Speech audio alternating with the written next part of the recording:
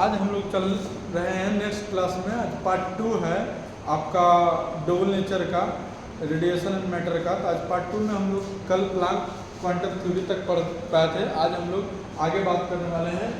तो आज जो हम लोग बातें आगे कर रहे हैं वह है इलेक्ट्रॉन वोल्ट। कहते हैं बाबू इलेक्ट्रॉन वोल्ट। इलेक्ट्रॉन वोल्ट को हम लोग ऐसे लिख सकते हैं, इलेक्ट्रॉन भी से वोल्ट, इस तरह से हम लोग लिख सकते हैं।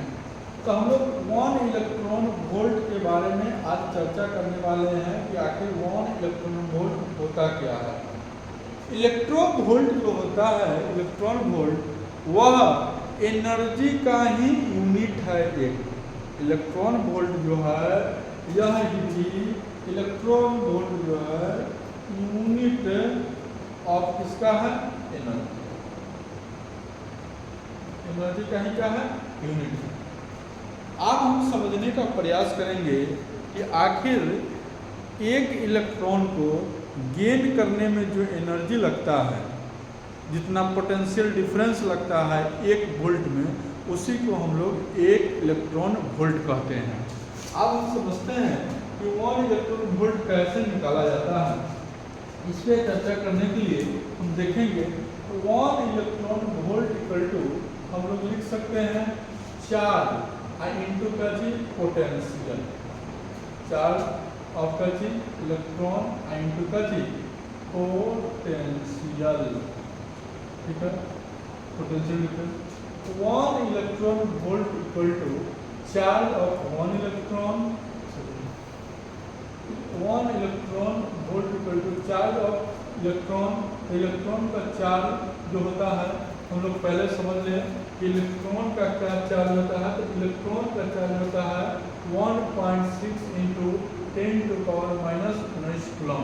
ध्यान रखिएगा, इलेक्ट्रॉन का जो चार्ज होता है वह 1.6 इंटू 10⁻⁻। प्रोटॉन का भी चार्ज जो होता है वह 1.6 इंटू 10⁻⁻⁰ कूलम होता है। और न्यूट्रॉन जो होता है उसका कोई भी चार्ज नहीं होता है, वह चार्जलेस पार्टिकल है। न्यूट्रॉन जो है वह चार्जलेस पार्टिकल है। इलेक्ट्रॉन और प्रोटॉन का चार्ज सेम होता है। तो 1 इलेक्ट्रॉन ऑफ चार्ज हम जब निकालेंगे तो 1 इलेक्ट्रॉन का चार्ज जो होता है वह 1.10⁻⁹ कूलम होता है। कूलम लिख सकते हैं।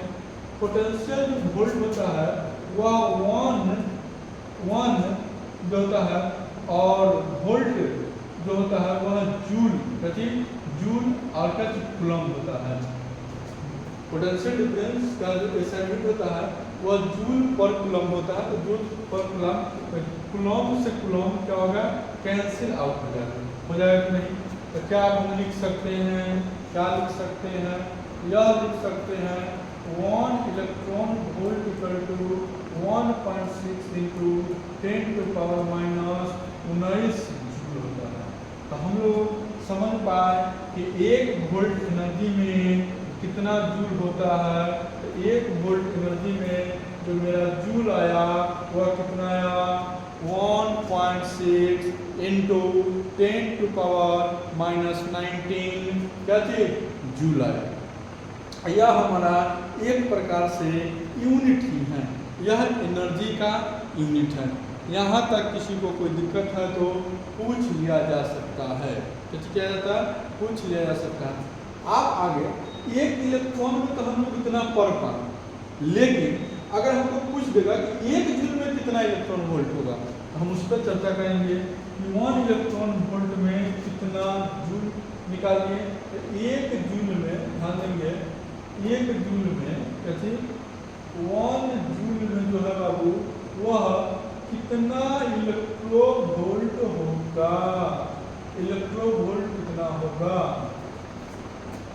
हम 1 इलेक्ट्रोवोल्ट में देंगे, हम लोग 1 इलेक्ट्रोवोल्ट में 1.6 इंटू 10⁻⁻⁹ का जूल पर पाए। अब हमको 1 जूल में कितना इलेक्ट्रोवोल्ट लिख देते हैं।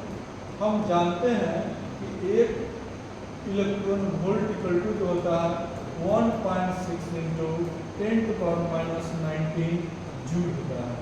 अगर हम जूल को कन्वर्ट करना चाहे तो 1.96 electron volt upon 1.6 into 10⁻⁻⁹ joule हो जाएगा। हो जाएगा कि नहीं?